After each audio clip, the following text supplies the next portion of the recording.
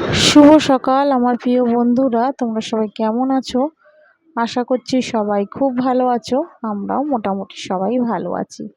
আজ হচ্ছে রবিবার আর এখন বাজে হচ্ছে সকাল 9টা। তোমাদের সবাইকে সাথে নিয়ে আজকে আরেকটি নতুন ব্লগ আমি স্টার্ট করছি।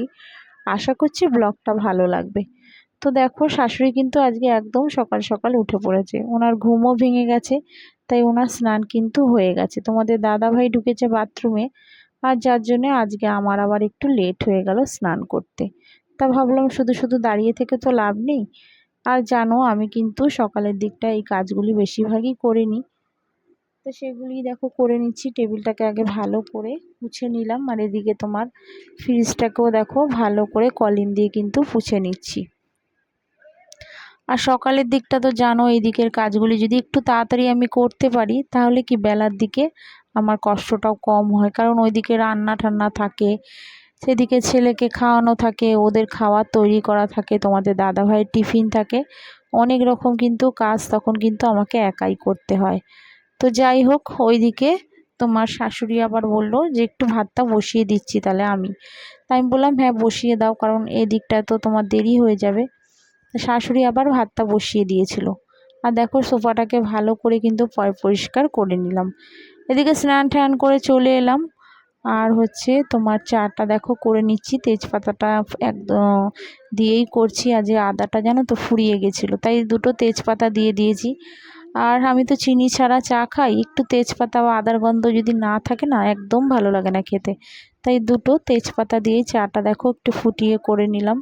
চাটা খেয়ে সোজা চলে এসেছি ঘরে। আর আগেই তো বলেছি তোমাদের দাদাভাই আজকে একটু তাড়াতাড়ি চলে গেছে, যার জন্যে তোমার বেডটা ক্লিন করতেও সুবিধা হয়েছে তাড়াতাড়ি।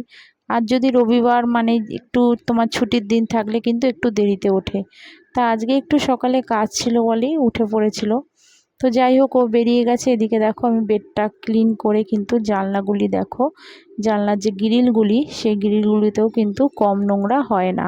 তা সেগুলো কিন্তু ভালো করে দেখো মুছে নিলাম।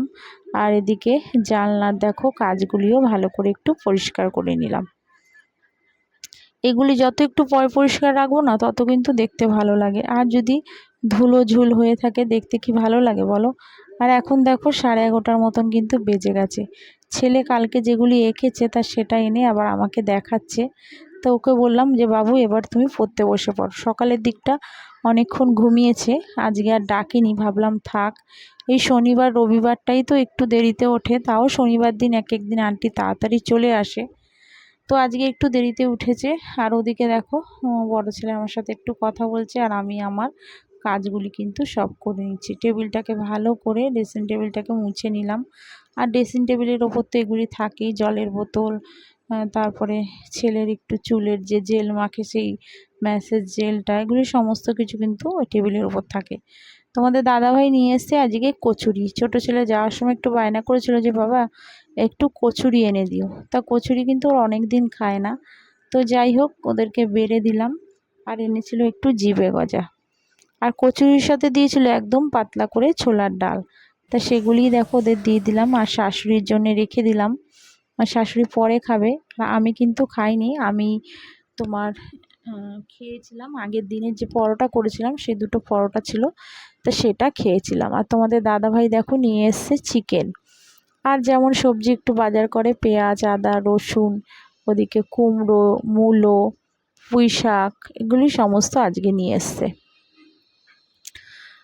তো ওদের খাওয়া দাওয়া হয়ে যাওয়ার পরে কিন্তু অনেকগুলি বাসন দেখো জমে গেছে। তা ভাবলাম শুধু শুধু এগুলি ফেলে রেখে লাভ নেই। শাশুড়িও ওদিকে নিজের ঘরে বেড ঠেডগুলি ক্লিন করছে। তা ভাবলাম থাক, আমি তোমার বাসনগুলি ভালো করে ধুয়ে মেজে নিই। এদিকের বাসনগুলি ধোয়া হলে কি আবার ওইদিকে কিন্তু রান্না টান্না করলেও কিন্তু অনেক টুকটাক বাসন থাকে, সেগুলি আবার শাশুড়ি কিন্তু মেজে ফেলে।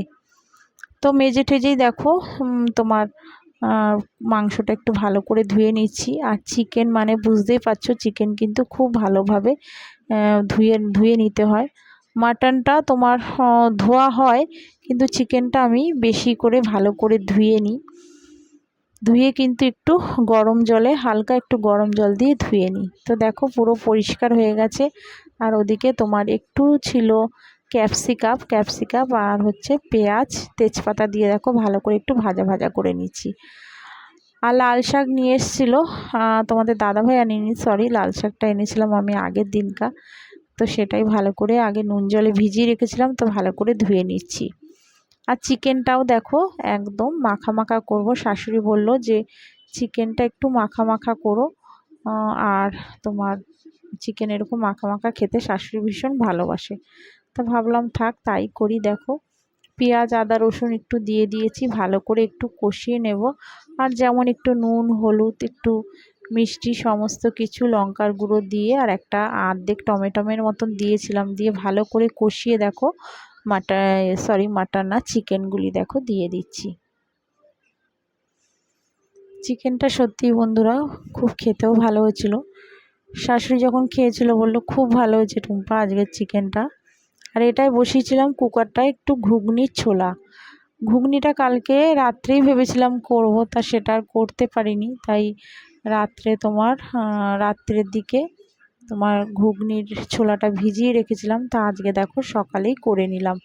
বিকেলের আর ঝামেলা রাখলাম না। সত্যি বলতে বন্ধুরা বিকেলের দিকটা না একদম তোমার ইচ্ছা করে না যে কিছু করতে। রুটি লুচি এক দিন করে দিই ঠিকই, কিন্তু অত বেলা অবধি রান্নাবান্না করে না ঘরের কাজ করে আর ইচ্ছা করে না বিকেলের দিকটা কিছু করি। আর সত্যি বলতে তোমাদের তো আগেই জানিয়েছি বিকেলের দিকে আমাদের রান্না সেরকম আমরা করি না।